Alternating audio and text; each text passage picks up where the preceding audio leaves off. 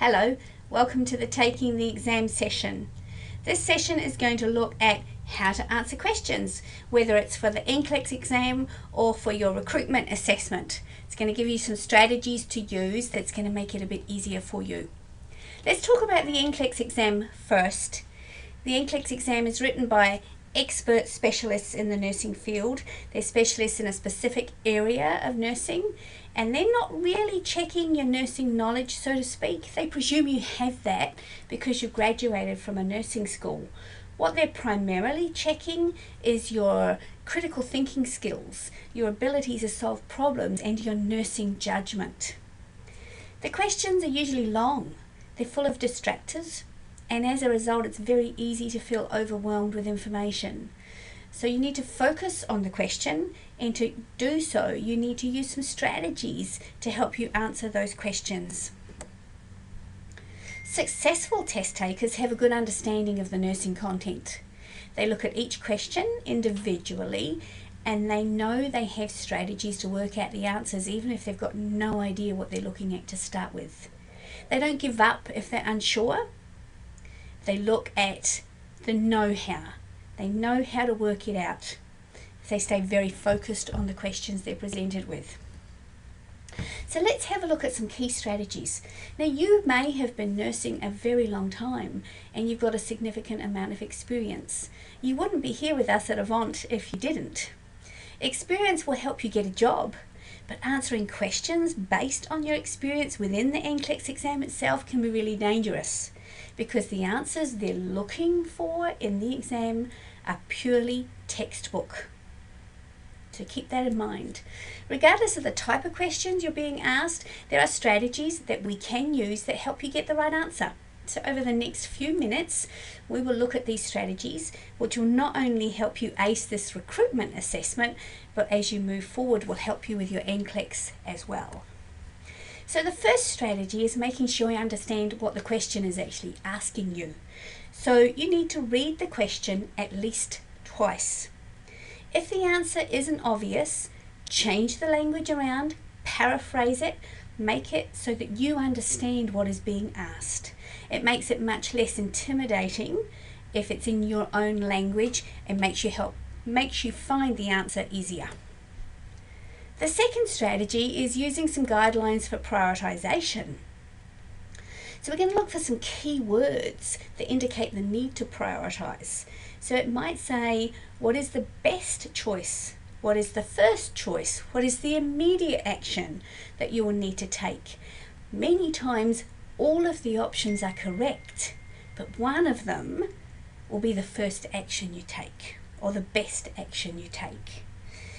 So with prioritization, the strategies are airway, breathing, circulation. The ABCs always come first. Always come first. Followed by Maslow's hierarchy of needs, and then the steps of the nursing process. ABCs always come first, where applicable, however, so keep that in mind. If the question is asking you about a patient with a pressure ulcer and the options are making sure the airway is patent, turning the patient every 2 hours, ensuring they have good nutrition, or making sure they have good conversation or companionship, airways are not going to be the right answer, because there's nothing in the question that indicates there's a problem with the airway. The best answer would be to make sure you turn the patient every 2 hours to prevent any worsening of that pressure ulcer. So keep that in mind.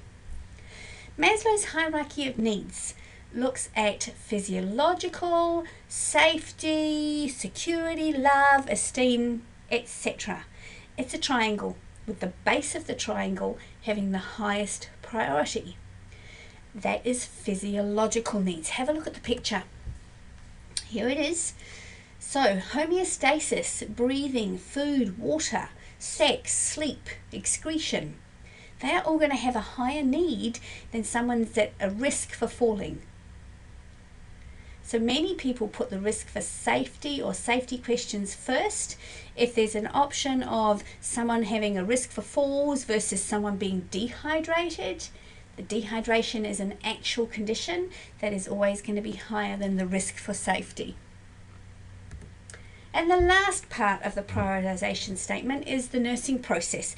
If it's asking you what's the best action the nurse can take, what is the first action the nurse takes? This is what you're looking at. And remember, the nursing process looks at assessment, analysis, planning, implementation and evaluation, and that's the order that you're going to prioritise in.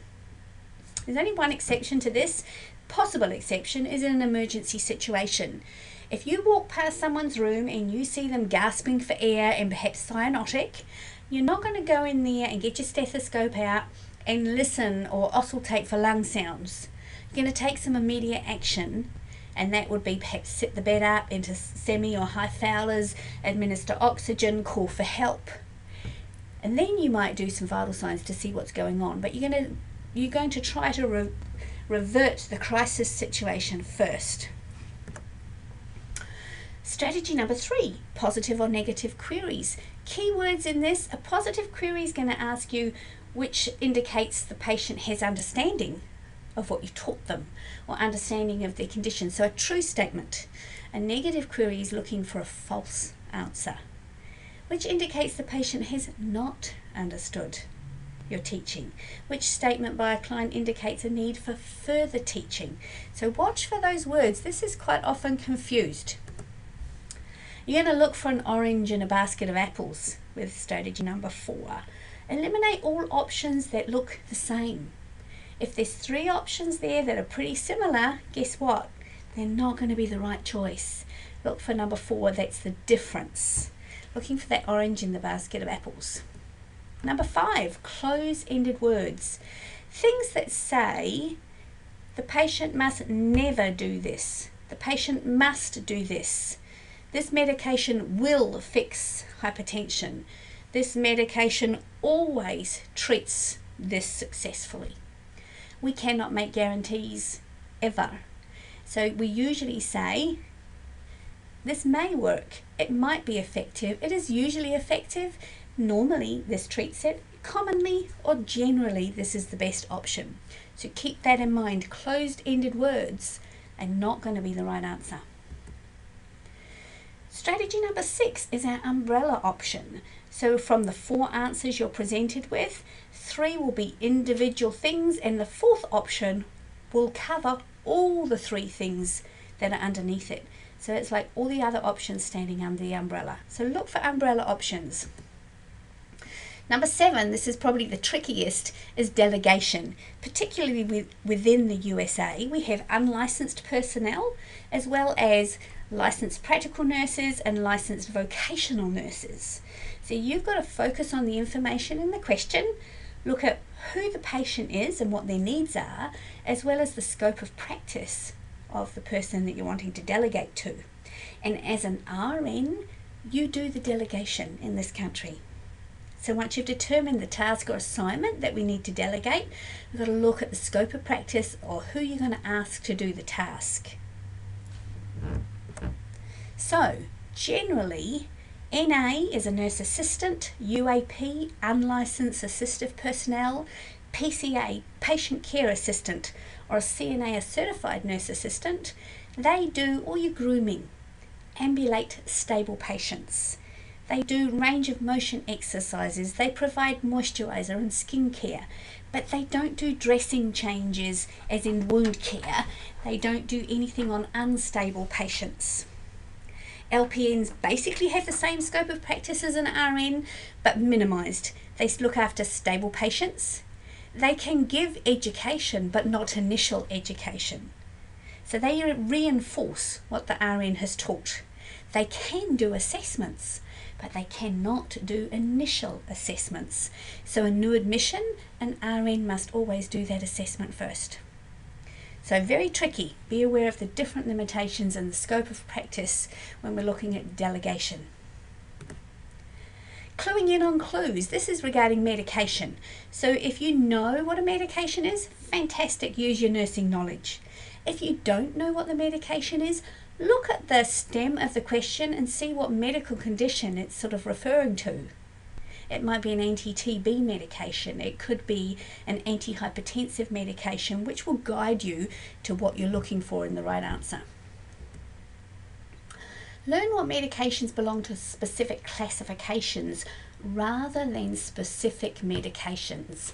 So we're going to look at things like all your beta blockers. Learn them as the laugh out loud drugs, and you know all of those and roughly what their side effects are. And lastly, there with the medications, there's a calculator on every computer. Make sure when you're doing med calcs that you use the calculator and you check it and you check it again with the calculator. Number 9 is communication. Therapeutic communication, a very important strategy to use. Lots and lots of questions in the NCLEX exam based on this.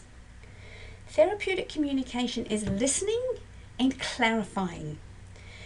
The nurse listens to what the patient has to say and then paraphrases what the patient has said in their own words to see if they're on the right track. Am I understanding you well? One of the biggest test errors that people make when answering therapeutic communication questions is looking for the right answer. So I'm going to tell you something now, a big secret. You need to eliminate all the incorrect answers to find the right answer in this type of question. Always look for the wrong answers first and eliminate them, and that will guide you to the right answer. So have a look. Therapeutic communication. Eliminate anything that says, don't worry, she'll be fine. Eliminate anything else that says, let's explore that more. Remember, we need to clarify first. Eliminate anything that says, why did you do that? Much nicer to say, help me understand what's going on for you. As soon as you say why, someone gets defensive. Eliminate questions or answers that focus on the nurse. Yes, I understand, my mum was sick last year too. Eliminate anything that's authoritarian. I would do this if I was you, or I should do that, or you should do this.